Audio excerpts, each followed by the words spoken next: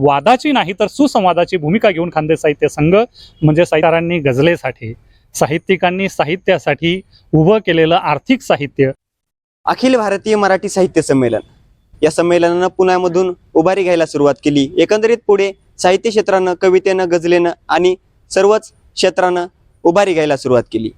पुढे हे संमेलन बहरत गेलं आणि आता या संमेलनामध्ये, अखिल भारतीय संमेलनामध्ये मोठ्या प्रमाणावरती चर्चांना उधाण आले।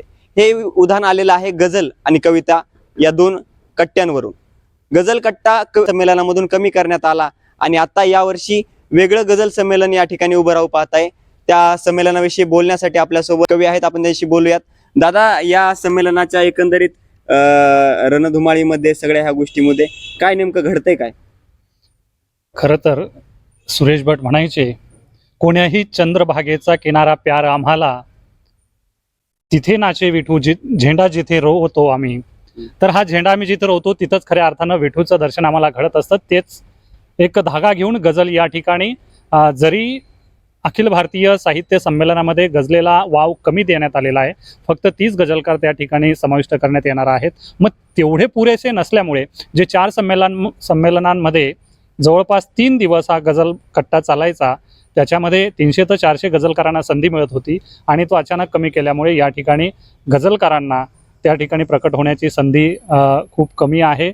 म्हणूनच सर्व गझलकार, महाराष्ट्रभरातले आणि महाराष्ट्राबाहेरचे गझलकार एकत्र येऊन खऱ्या अर्थानं खानदेश साहित्य संघाच्या माध्यमातून हा एक गझल संमेलनाचा भाग जानेवारी महिन्यातील 27 आणि 28 तारखेला म्हणजे शनिवारी रविवारी साने गुरुजी साहित्य नगरी, छत्रपती शिवाजी महाराज नाट्यगृह या ठिकाणी करण्याचं योजिलेलं आहे। यामध्ये गझल कट्टा एकूण 16 सत्रांमध्ये सादरीकरण होईल।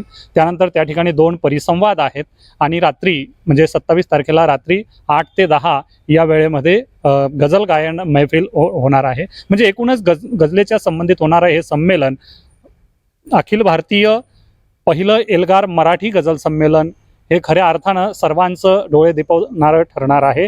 आणि एक नवी जी काही वाट आहे, खरं तर साने गुरुजींच्या भूमीमध्ये अंमळनेर या ठिकाणी हे होणारं संमेलन, कारण की साने गुरुजी असं म्हणायचे, सदा वैभव खानदेश सजावा, यशोगंध त्याचा दिगंतात जावा, झळाळूनी शोभे हा खानदेश, सदा घालू ते दिव्य स्वातंत्र्य वेश। स्वातंत्र्य चळवळीपासून तर अगदी आजच्या काळापर्यंत देशभराचं लक्ष वेधून घेण्याचं काम या खानदेशातील अंमळनेर सारख्या छोट्याशा शहराने केलेलं आहे। आणि म्हणून अशा ठिकाणी जी साने गुरुजींची भूमी आहे, कर्मभूमी आहे, त्या भूमीमध्ये एक वादाची नाही तर सुसंवादाची भूमिका घेऊन खानदेश साहित्य संघ म्हणजे साहित्य संमेलनाच्या अगोदर एक आठवडा शनिवार रविवारी हे गझल संमेलन घेत आहेत। आणि सर्व महाराष्ट्रातील आणि महाराष्ट्राबाहेरील सर्व मराठी गझलकारांना या निमित्तानं नम्र आवाहन करू इच्छितो, आपण सर्वांनी सहभागी व्हावं आणि ही साहित्यिक मांदियाळी, हा गझलचा कारवा आपण पुढे न्यावा। एकंदरीत हे सगळं जर पाहिलं तर अखिल भारतीय मराठी साहित्य संमेलनाला शासनाचा निधी येत असतो। आपल्या संमेलनासाठी ही तरतूद कशी करण्यात आलेली आहे? या ठिकाणी कुठल्याही प्रकारच्या निधीची अपेक्षा न करता गझलकार पुढे सरसावले आहेत।